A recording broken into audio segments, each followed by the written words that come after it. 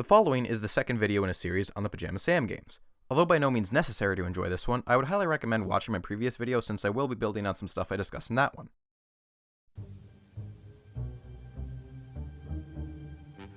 I don't really remember ever being bothered by thunderstorms, which is odd because this is coming from a kid who had to sleep with his stuffed animals and a nightlight for a couple years too many. Actually, it was more like 10 years. Mom, stop! But I guess I was just able to understand that unless I was actually outside, I was never really in any danger from the loud cracks of thunder or the bright flashes of lightning.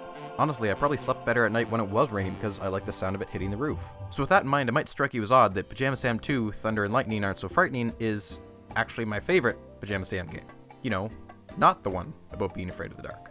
Strange how that worked out. As a sequel, it had the benefit of being able to take into account what worked and what didn't, and the people making the game would have had years of experience under their belts. Plus, being only the second game in the series meant the creative team still had tons of new ideas they hadn't tried before. And when the last game you made sold nearly 3 million copies, people are going to be expecting something big. So on October 2nd, 1998, that's exactly what we got. Pajama Sam 2 had the makings of a perfect storm. And that is how you do a fucking segue.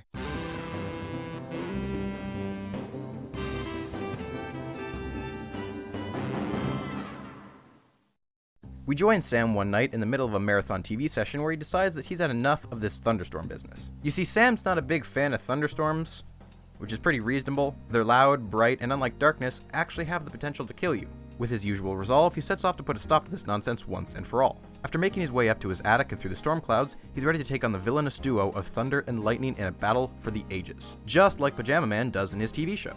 Little does Sam realize, however, that the true villains in this story aren't Thunder and Lightning. No. The real monster here is crippling bureaucracy. So, funny thing, it turns out that Thunder and Lightning are just a pair of nice, overworked desk jockeys. I've come to put a stop to this thunderstorming business. Oh yes, I think we've really outdone ourselves this time. Isn't it wonderful? Well, actually... I do enjoy a good storm, and it will be so helpful for the plants and things. I bet Sam didn't even consider for a moment that there might be a positive side to thunderstorms. You could even go as far as to say that they aren't so frightening. But we won't! Veterans of the previous game may have been expecting a lot more build up to this moment. It's been, what, 5 minutes and the main conflict is already resolved? I guess we learned our lesson then. So thanks for watching my videos. I really do appreciate you guys taking the time out of your day to watch the nonsense that I make. If you want to watch any of my other videos, you can click anywhere up here. And he just broke the machines. Okay. Yeah, that makes more sense. No, this is like good. This is like, I'm really happy about this. Like, we were home free, but like now that there's a new problem, like I'm super happy that this is the situation. Why, Sam? Why? So basically, Sam caused a global climate catastrophe, and unless he can gather up the 4 missing parts of the weather machines, Mother Nature is going to have some stern words with Thunder and Lightning. But hold on, because this is in many ways, okay, some ways, a good thing, and I will explain why. Instead of Sam spending the whole game preparing for a final confrontation with Thunder and Lightning, he meets them right away, sees that they aren't the villains here, understands what they're doing and why they're doing it, and gets to help them fix all the broken machines because he wants to help, not because he has to, or because he's afraid of them. Notice how despite the entire situation being Sam's fault, no one at Worldwide Weather actually criticizes him or blames him for it. Kids already have their parents and their teachers to yell at them when they do something wrong. No kid wants to sit down and play a video game and get yelled at even more. And that's why the setup is great. Sam makes a mistake, he's genuinely sorry, he volunteers to help, and characters respond positively to that. It's a great example of how to teach kids about accountability.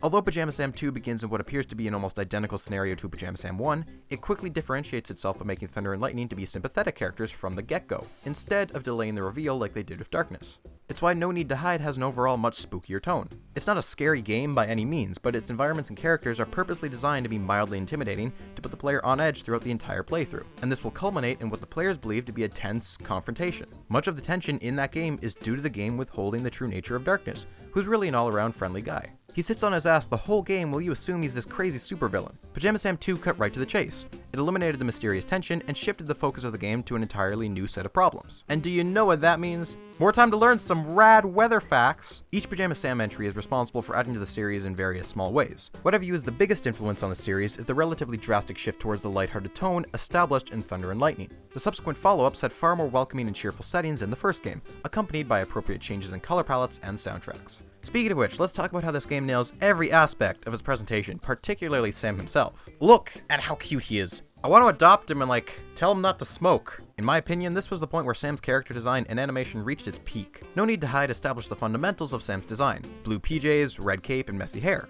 But it's clear that the artists weren't as practiced with drawing him yet as they were of some of the older Humongous characters. Some of the cutscenes were a bit more rough around the edges than the standard idle animations, and the way Sam was drawn fluctuated a little bit here and there. In Thunder and Lightning, the art style used to draw both Sam and the secondary characters was more consistent. Body animations felt a bit more natural, especially Sam's memorable bounding up and down of the many staircases of Worldwide Weather. It's one thing to pull off an animation that feels like a deliberate action, but pulling off the casual playfulness of a child is another matter altogether.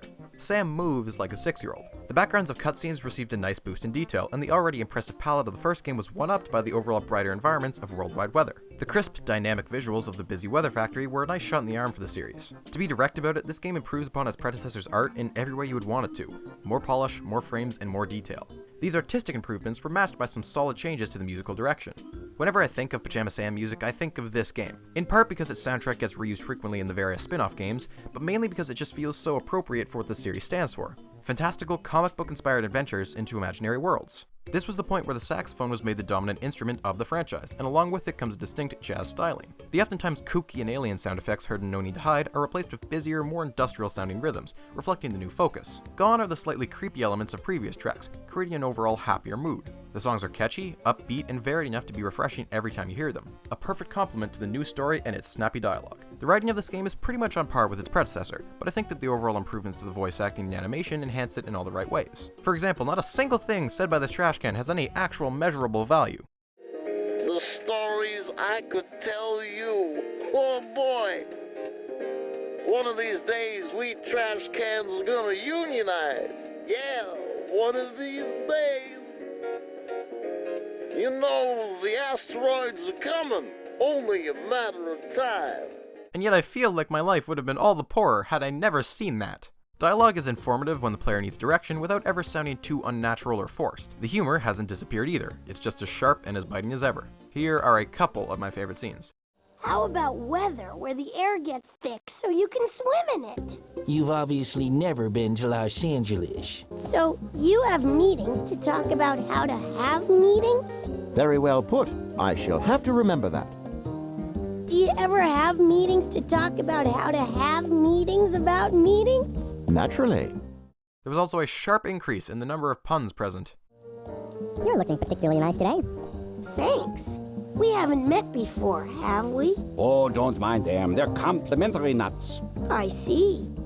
I don't consider Pajama Sam 1 to be much of a satire. It may be more sarcastic and self-aware than most adventure games targeted at children, but it isn't actively trying to parody anything. If anything, it's a loving tribute to the overactive imagination of kids, much like Calvin and Hobbes. Pajama Sam 2, on the other hand, while still clearly centered on a concept any kid could dream up, has a much more focused target for its humor. So much so that a significant portion of the game's world is dedicated to satirizing office politics in the mile-a-minute field of bureaucracy. And Pajama Sam incorporates quite a few adult jokes into its main story that never once come off as bitter or preachy. I guarantee you've heard all these jokes before, like company executives get nothing done, secretaries don't care about their jobs, and doesn't paperwork suck? But the humor is quick and to the point, and the satire is incorporated into logical gameplay situations and not just shoved into your face for the sake of making an obnoxious commentary.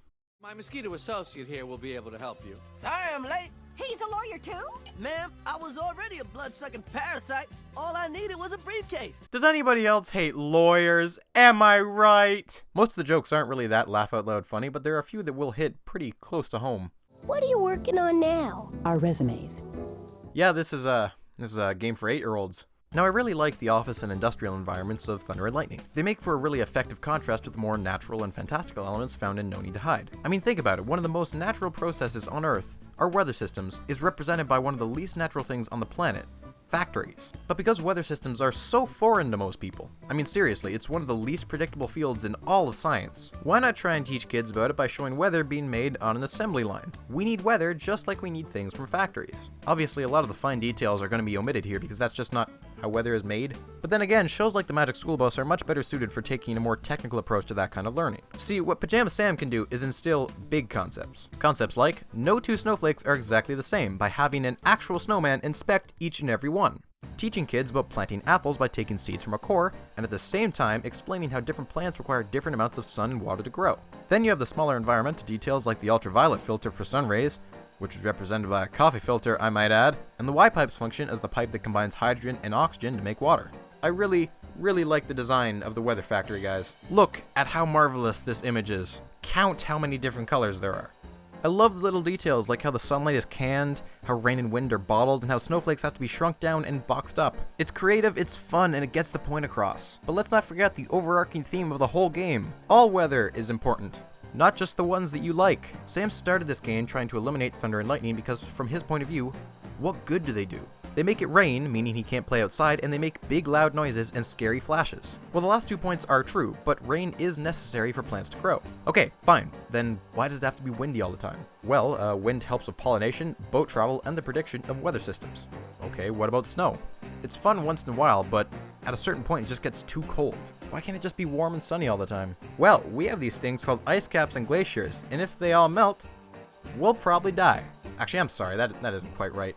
Our grandkids will all die. Well, okay, that's all fine and good, but it's not like this game communicates all that to the player. Very true, that information is never explicitly told to the player, but it still communicates the importance of maintaining balance in weather systems in one highly effective way, by showing a bunch of crazy weather happening all around the world. And do you know what causes tornadoes, tsunamis, and thunderstorms? Unstable natural systems. Pajama Sam 2 knows its purpose, and from the moment you put on your cape, it sets to work making sure kids are invested in their main quest, while at the same time making sure they are set up so they accidentally might learn a few things on the way. Accidentally, of course. Without the gameplay to back up the writing and design, however, kids would see the trap coming from a mile away. They need to be so focused on saving the day that they don't realize they need to be thinking to do it. The solid point-and-click foundation used in all of Humongous' adventure games returns once again. The mechanics are taught to the player in a slightly longer tutorial than before, beginning with Sam finding his cape and having to make use of a crowbar to sneak himself into a crate to infiltrate worldwide weather. The latter part of this tutorial is important because it tells the player that dynamic elements, like our fast-moving forklift friend over here, may be essential to solving certain puzzles. There are two main differences between Thunder and Lightning and No Need to Hide that relate to the structure of the games. Sam is required to find not just 3, but 4 different items now. Another nice change is that Sam isn't just searching for his belongings, but rather parts of the factory that can both speak and have their own unique personalities. Shy Velo, egotistical Wingnut, eager but irritating Y-Pipe, and the cranky Snowflake Inspector. It makes for fun back and forth between Sam and the parts, and it's a good way to provide the player with hints without just having Sam talk himself towards the solution. The second big change that I see is with how the map is structured. The Land of Darkness sort of looked like a tree, with a root and 3 main branches. Although not revolutionary, Worldwide Weather is structured more like this: 1 small branch, 1 medium branch, and 1 large interconnected mechanical jungle. I really like this last one because it feels like how a massive factory in the sky should be designed, with multiple ways to get between departments. And the variety of different connections, be it stairs, slides, and ladders, shakes things up visually. The best way to enhance your more open-ended world map is to make it look and feel open as well. Every area, even the most mundane of offices, has this feeling of vertigo mixed into it by doing something as simple as replacing floor tiles with clouds and having birds fly just beneath your feet. It makes the game world feel consistent and connected, and prevents areas structured like hallways from feeling like hallways. Overall, I get the impression that the new puzzles in this game are a little bit more complex and varied than last time. There are 8 instead of just 6 unique scenarios now, and if you compare the inventories, you'll notice that there are a lot more items this time around. The most complex puzzle, in my opinion at least, from No Need to Hide was the flashlight in the mines path. This involved getting a hammer to remove some boards, the pencil from the park to create the tunnel, turning on the lights in the switch room, grabbing the correct gear from the grandfather clock, and then figuring out how to properly jump the gap using the winch. Although elaborate, I wouldn't call any of this particularly obtuse, it's all fairly logically connected. Let's compare this to the new situation where you need to retrieve Wingnut from the water machine.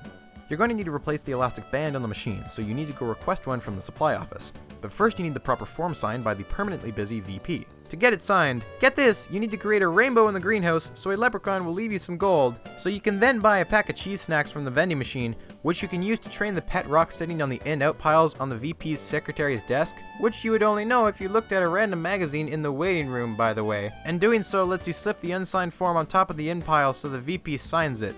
Then you can get the rubber band, restart the machine, after which you retrieve Wingnut from a bottle of water, but only after going to the lunchroom to fetch the bottle opener.